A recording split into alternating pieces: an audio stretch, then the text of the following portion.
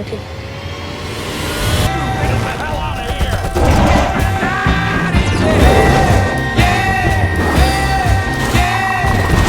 Hi everyone, Vegas from Critic here, Jeffrey K. Howard here to review Kong Skull Island.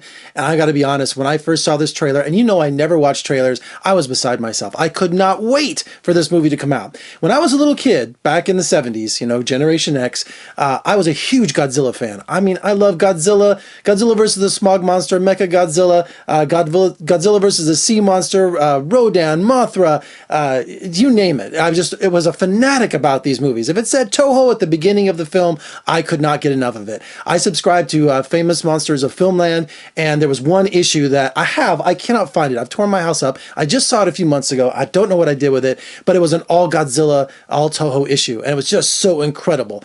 And I wanted to show you that I had it, but then you should see the picture of it here, the cover of that magazine. So anyone who was my age at that time was into Godzilla and all of those films until Star Wars came along in '77, which just changed everything. Nobody cared about monsters and rubber suits anymore. Everybody wanted Darth Vader. They wanted space battles, and of course for the next 20 years that's all we had until, you know, the recent resurgence with Godzilla.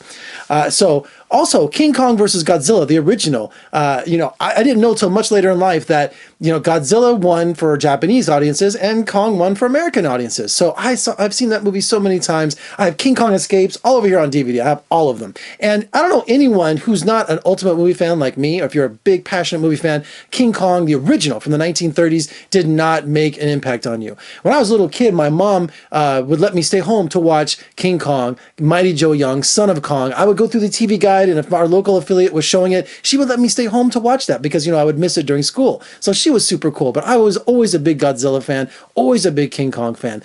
Now, also, when I was 10 years old, I'm doing a lot of backstory here. I hope that's okay, people. If you're looking for a direct review, you know, just skip ahead 3 minutes or something. I'm sorry. I like to give you my history and my passion and my relationship with all of this. So when I was 10 years old, I was really a fanatic over the Dino De Laurentiis one, the one with Jeff Bridges and Charles Grodin, and the one where they brought, and Jessica Lange, where they brought Kong on back, you know, the 1976 remake. And that's what Kong Skull Island really kind of represents, because that one being made in the 70s, they went to the island looking for petroleum, looking for gas, natural resources. And also, that's what's kind of like Skull Island is. You have John Goodman, who's determined to know the secret island that's been covered, you know, in a strange mist. He thinks there's going to be resources there, but he knows there's monsters there. I've been looking for this island, this area, for years.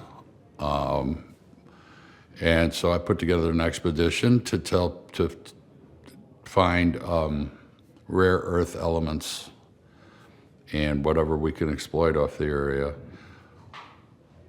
That's what I've told people. There. Okay, he knows that something's going on. This is also from the same filmmakers and producers who brought us the original Godzilla a few years back. You know, I've really warmed up to, if you find my original review, I hated it, but you know what? I've seen it 4 or 5 times since, and I find it relaxing watching the movie. I know it's not weird because of the slow pacing for it, but they're setting up a Godzilla versus King Kong with this movie. So let's get to Kong Skull Island now. All right, if I haven't lost you by now, we'll get to Kong Skull Island. I'm sorry if I give you my backstory of all my personal relationships with King Kong and Godzilla, but you know, I just had to do that because I have to make it more personable. If you're just looking for someone just to spill out a quick review, you know, head over to Stuckman or Jeremy Johns. But I'm glad you're here, so stick around. I'm glad you stuck around. So Kong Skull Island, you have John Goodman is leading this expedition, so much to say, to find out under the guise of natural resources or what's on this secret island. And of course, he insists on a military escort. And this is all set in the early 1970s. So Vietnam is just ending, and it's got a real kind of 70s feel to it, which I really love because it feels like it was made in 1973. And a lot of people were fooling around with the name Viet Cong. I thought that was really cute. So, you know, I refer to this as a Viet Cong movie. So they get this escort, they get on this ship that's going there. And of course, they take all these helicopters in one of the most incredible action sequences I've ever seen. Kong is just swatting these things out of the sky. I'm not giving any spoilers away, okay? I'm not giving anything away that you haven't seen in the trailer. And if you haven't seen the trailer like me about 5 million times, well, then you're under a rock somewhere. So I'm not giving any spoilers away. So Kong is just, he's an angry Kong. He is an angry monkey. And I really love that. He's got this scowl on his face. And this is a monster movie by all definitions. So not only is Kong rampaging around the island, island, but you got giant mutant lizards, you've got giant spiders, this is such a great B action film. And I'm saying B with all kinds of love and respect because that's what it pays tribute to, a B movie, but with incredible special effects.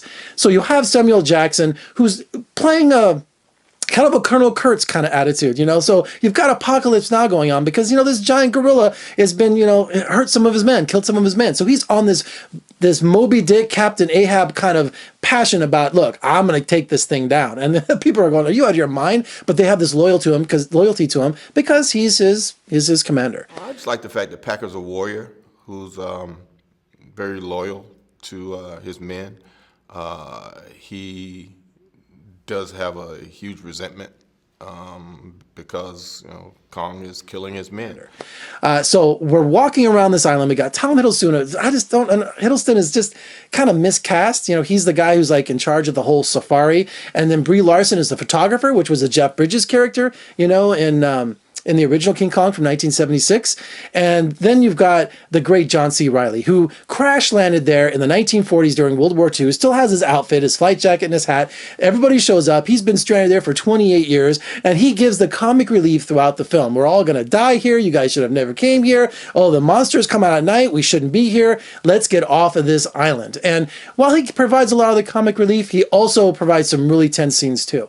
They're going the extra mile with this one to really give us some dazzling visual imagery, and from what I've seen, it really is something to behold. Too.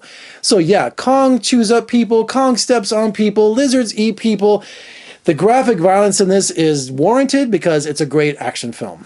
The cinematography is amazing. The special effects is amazing. This is a popcorn movie by all means. So go in there and just have a great time on this roller coaster ride. And also stay to the end of the movie after the credits because there's a great Easter egg in there. And you know what they're setting up. They're setting up King Kong versus Godzilla. I can't wait to see that. So I am totally biased when it comes to movies like this because I grew up in these kind of films and I just love King Kong. And you know what? A big shout out to Peter Jackson and his version too that came out a few years ago. That was such an amazing film. I just rewatched that. I have the Blu-ray box set up there, but that also is an amazing film. But you know what? Those are retelling the classic tale of Kong. This is the Toho version. This is the kind where you're going to go to this island and there's all kinds of monsters and creatures there, and Kong is king because he rules that island. And you know what? It's like an ape version of Jurassic Park because you know what? A lot of people are going to die, and that's the fun part about it. You got 20 or 30 characters running around. Some you just know, like, when is that guy gonna buy it? It's almost like Star Trek. What was that book I read? Never beam down to a planet in a red shirt. Okay, that is the same thing. If you're wearing a blue jacket on this expedition, you're just waiting for someone to buy it. So every time a creature comes along, you're like, all right, take your bets. Here we go. All right, for more reviews and interviews, surf on over to my website at vegasfromcritic.com. Also, if you're watching on YouTube, please subscribe below. Give me a thumbs up. I said subscribe. I'm trying to get to 1,000 subscribers by Memorial Day, so I would greatly appreciate it if you subscribe, share, thumbs up, and give me a comment below. What did you think about Kong Skull Island? What is your favorite Kong film? Get down there and just we'll get a debate. I love when I get in debates with people because we're all passionate about film. I'm Jeffrey Howard in Las Vegas. You're gonna go ape over Kong like I did. I'll see you next time.